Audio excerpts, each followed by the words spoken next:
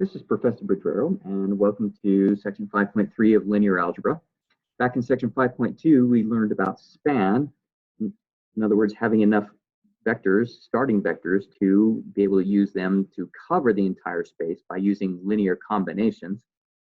In fact, we found out that the vector 1, 1 and the vector 2, 3 together span all of R2, because using some of the vector 1, 1 and some other constant multiple of the vector 2, 3, we can make any other vector in the space that we wanted to. In fact, we took and created this equation and turned it into a system, and we're able to solve for C1 and C2 given any choice of A and B. We also saw that if you took and added a third vector, it won't take away from what you can cover. It can only possibly increase what you can cover. In fact, when we added another vector in, -1, 2, it didn't decrease our span, but in fact gave us infinitely many different ways to make any vector A, B that we wanted. So one aspect of the vectors is having enough to cover the space. A second aspect is having unnecessary vectors or not, redundant vectors. And the way we deal with that is we talk about linear independence. A set of vectors is linearly independent if none of the vectors is unnecessary or redundant. So the way that we can check for linear independence on a set of vectors is to take the constant multiple of each vector and set up this linear system.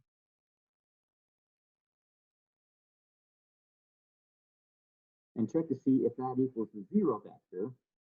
If that equals a zero vector only when all of the constants, so C1 equals C2 equals CR, if all of the constants are zero, this is the only way to do that, then your vectors are linearly independent. They're all necessary.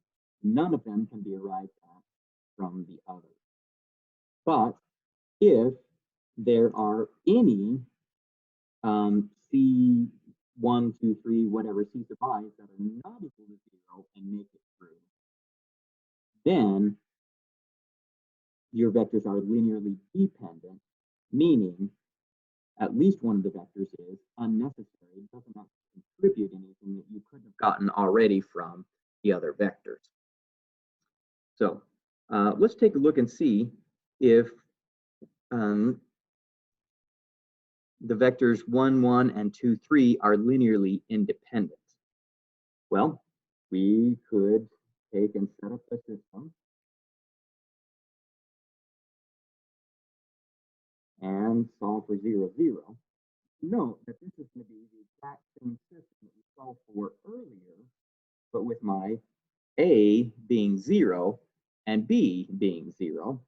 And if we solve this system, for example, maybe using reduced row echelon form, we will find out that the only way to solve that system is if C1 equals 0 and C2 equals 0. So yes, they are linearly independent. These two vectors are linearly independent. What about the vectors 1, 1, 2, 3, and -1, 2? Are they linearly independent? Well, we go back to our definition. So C1 times 1, 1 plus C2 times C3 plus C3 times -1, 2. And we check to see if that makes the 0 vector. Once again, that will set up a linear system.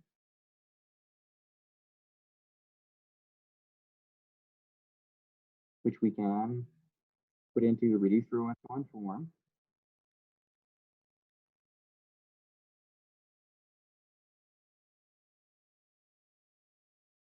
Which tells me that I need a parameter. So C3 can be any parameter I want T, then C2 would be -3T, and C1 would be 7T. If I remember right, let's do that on my calculator.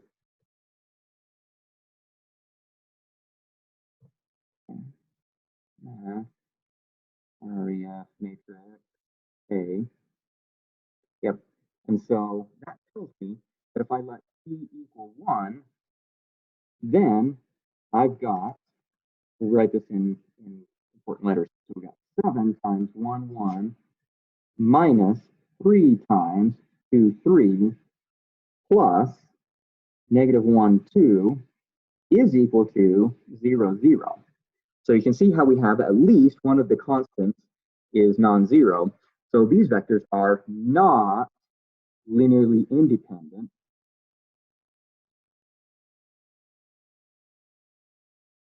In other words, we call them linearly dependent.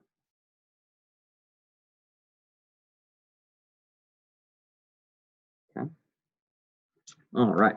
Let's take just a second and see what this means. So if we take this, 7 times the 1, 1 vector minus 3 times the 2, 3 vector plus 1 times the 1, 2 vector equals 0, 0. I can solve that for any of the other vectors. So for example, let me take the third vector. I can now say that the vector negative 1, 2 is negative 7 times 1, 1 vector plus 3 times the 2, 3 vector. In other words, anything that I could make using 1, 1 and 2, 3, I could would already be able to be made with negative 1, 2. So he is, in a sense, unnecessary. He doesn't contribute anything new that I couldn't have gotten from the 1, 1 and the 2, 3 vectors. Let's light that up to see what I'm writing. So here we can solve and show that the third vector is linearly dependent. We could also take and solve for any of the other vectors. So we'll take, for example, the first vector. I can solve for 1, 1 as 3/7 times 2, 3 vector minus 1/7 times the negative 1, 2 vector, showing that the 1, 1 vector can be made using the 2, 3 and negative 1, 2 vectors in a linear combination. So in a sense, he could be the unnecessary vector. And finally, we can even show that the vector 2, 3, which would be negative 7/3 times the vector 1, 1 minus the vector negative 1, minus 1/3 times the vector negative 1, 2. And we would see that the 2, 3 vector could be made up using these other two vectors. So the 2, 3 vector could be thought of as the unnecessary one. Let's go and look at a GeoGebra just to see what's going on here. So let's share that with you. So if I take and do my u vector, so there's the 1, 1 vector and the v is the 2, 3 vector.